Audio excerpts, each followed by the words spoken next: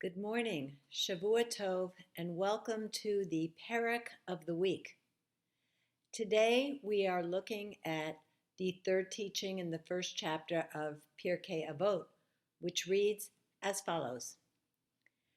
Antigonos of Socho received the tradition from Shimon the Just. He used to say, "Be not like servants who serve their master on condition of receiving a reward. Rather, be like servants who serve their master not on condition of receiving a reward, and be in awe of heaven." What we see in Pirke Avot is the transmission of the tradition from one generation to the next.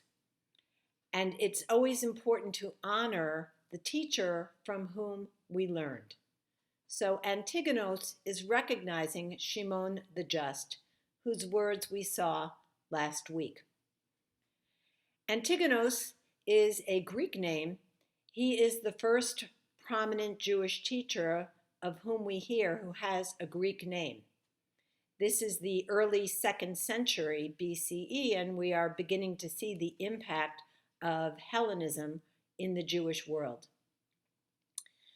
When we talk about this master whom we are serving, the Hebrew word is Rav, which can be understood either as a teacher or as God as our ultimate master. So let's try to understand it both ways. If we understand Rav as our teacher, then we know that we have a mandate to learn from everyone.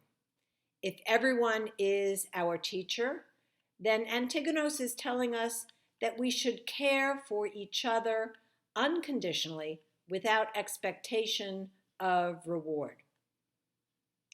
If we understand Rav as referring to God, then we do mitzvot because we understand them as God's will, and this is part of our covenant relationship with God. It's important to note that in this historical period, with the influence of Hellenism, reward is emerging to mean a reward in the world to come.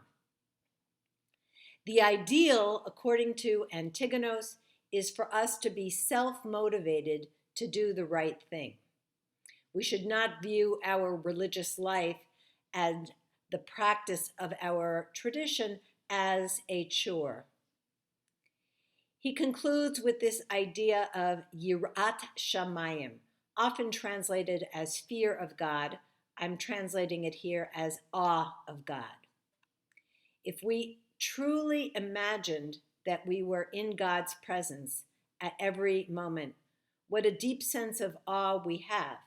And as we read this teaching, we can ask ourselves, how would we act in any given moment if we really imagined ourselves to be in the presence of God? As we read the words of Antigonos, we ask, where is the source of our individual motivation? If we come from a place of love, we have a desire to please, a desire to give without expectation of reward, as opposed to a fear of negative consequences. Something to reflect on this week.